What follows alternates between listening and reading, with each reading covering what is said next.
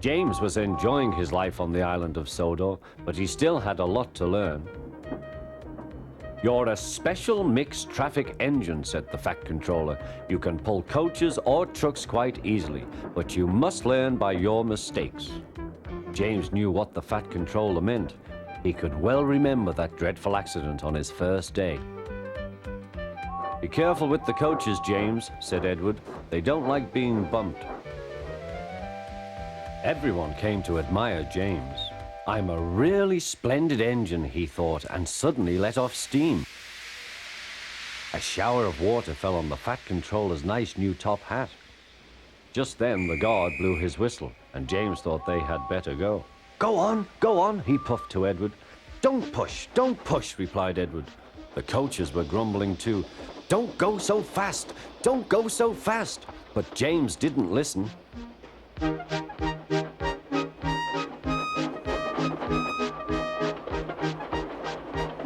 When at last they stopped at the next station, 2 coaches were beyond the platform. They had to go back to let the passengers out. But no one seemed to know about the Fat Controller's top hat, though James felt happier. Presently they came to the station where Thomas was waiting with his 2 coaches. "Hello, James," said Thomas. "Feeling better?" "That's right." "Oh, that's my guard's whistle. I must go. I don't know what the Fat Controller would do without me to run this branch line," and he puffed off importantly. Edward and James passed the field where James had had his accident. The fence was mended and the cows were back again.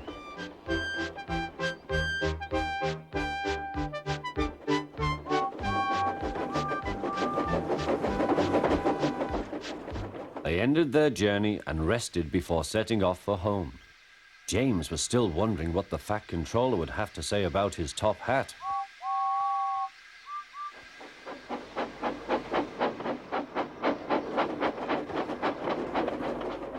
Next morning, the Fat Controller spoke severely to him. "If you can't behave, I shall take away your red coat and have you painted blue." James didn't like that at all. He was very rough with the grumbling coaches as he brought them to the platform. "Don't talk, come on," he called to them. "Gordon never has to fetch his own coaches," he thought to himself, "and he's only painted blue." To make James even more cross, this time no one came near him. "I'll show them," he thought. "They think Gordon is the only engine who can pull coaches."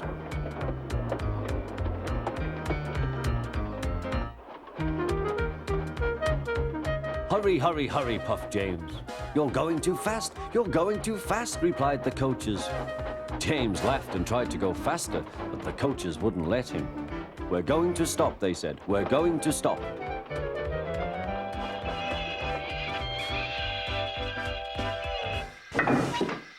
"What's the matter?" James asked his driver.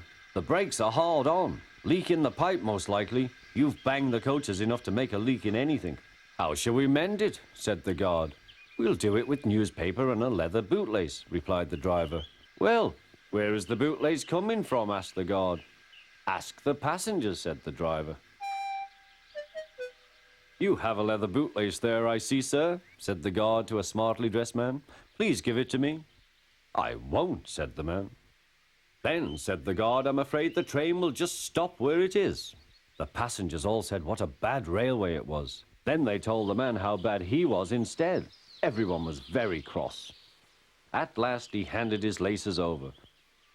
The driver tied a pad of newspaper tightly round the hole in the brake pipe, and James was able to pull the train.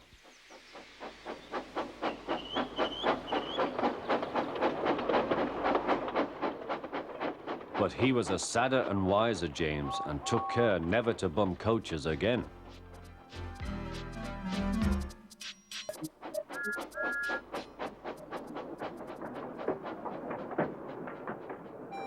James had not seen the Fat Controller for several days. He was left alone for being naughty, and was not even allowed out to push coaches and trucks in the yard.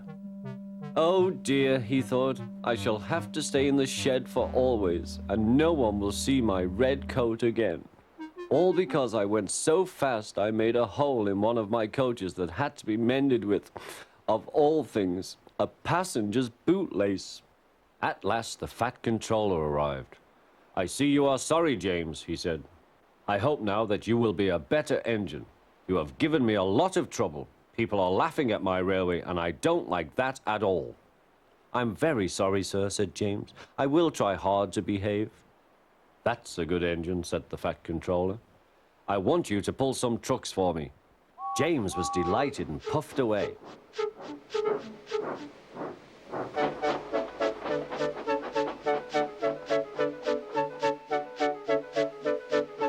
"Here are your trucks, James," said Thomas. "Have you got some bootlaces ready?"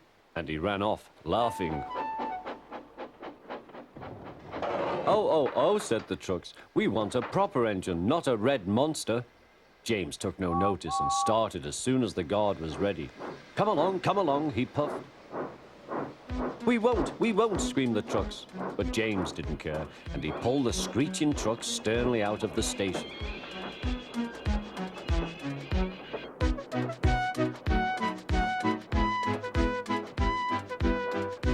The trucks tried hard to make him give up, but he still kept on. Sometimes their brakes would slip on, and sometimes their axles would run hot, and each time the trouble had to be put right. And each time James would start again, determined not to let them beat him. Give up, you can't pull us, you can't, called the trucks. I can and I will, puffed James, and slowly but surely he pulled them along the line. At last they saw Gordon's hill. Look out for trouble, James, warned his driver. We'll go fast and get them up before they know it. Don't let them stop you. So James went faster, and soon they were halfway up. I'm doing it, he panted. Will the top never come? Then, with a sudden jerk, it all came easier. I've done it, he puffed. Hooray! It's easy now. But his driver shut off steam. They've done it again. We've left our tail behind. Look. The last trucks were running backwards down the hill. The coupling had snapped. But the guard stopped the trucks and got out to warn approaching engines. That's why it was easy, said James, as he backed the other trucks carefully down. What silly things trucks are. There might have been an accident. Shall I help you, James? Called Edward. No, thank you, answered James. I'll pull them myself. Good. Don't let them beat you. You're doing well, whistled Edward, as James slowly struggled up the hill. I can do it, he puffed. He pulled and puffed as hard as he could. I've done it, he panted.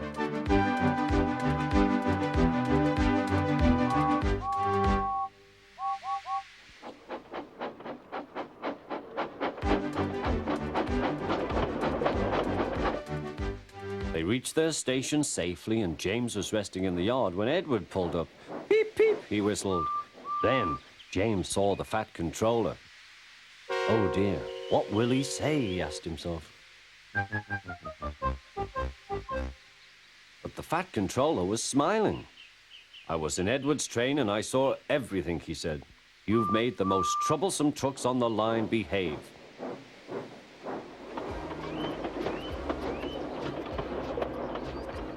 After that, you deserve to keep your red coat. Henry and Gordon were alone with James. Although the fat controller was beginning to think well of him, whenever a chance came, the other engines would talk of nothing but bootlaces. Remember the time one had to be used to get you out of trouble, James, they would tease. James tried to get his own back, talking about engines who got shut up in tunnels and stuck on hills. But they wouldn't listen. You talk too much, little James, said Gordon. A fine, strong engine like me has something to talk about. I'm the only engine who can pull the express. When I'm not there, they need 2 engines. Think of that. I've pulled expresses for years and have never once lost my way. I seem to know the right line by instinct. Every wise engine knows, of course, that the signalman works the points to make engines run on the right lines. But Gordon was so proud he had forgotten. Wake up, James, said Gordon next morning. It's nearly time for the express. What are you doing? Odd jobs? Oh, well, we all have to begin somewhere, don't we? Run along now and get my coaches. Don't be late. James went to get Gordon's coaches. They were all shining with lovely new paint. He was careful not to bump them, and they followed him smoothly into the station, singing happily, "We're going away, we're going away." "I wish I was going with you," said James. "I should love to pull the express and go flying along the line." Gordon, with much noise and blowing of steam, got ready to back onto the train.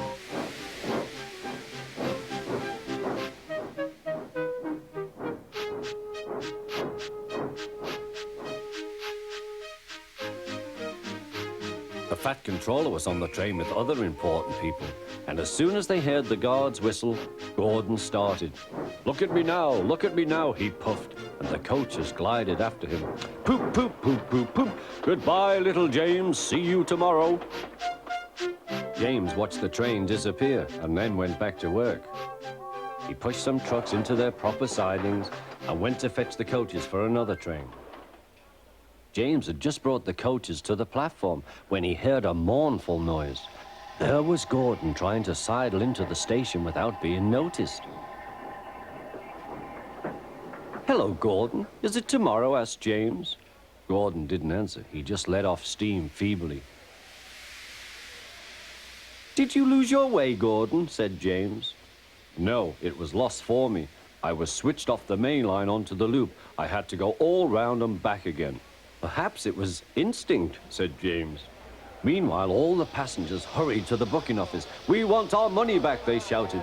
But the Fat Controller climbed on a trolley and blew the guard's whistle so loudly that they all stopped to look at him. Then he promised them a new train at once. "Gordon can't do it," he said. "Will you pull it for us, James?"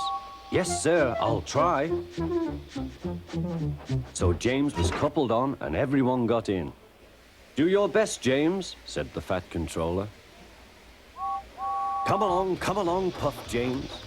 You're pulling us well, sang the coaches.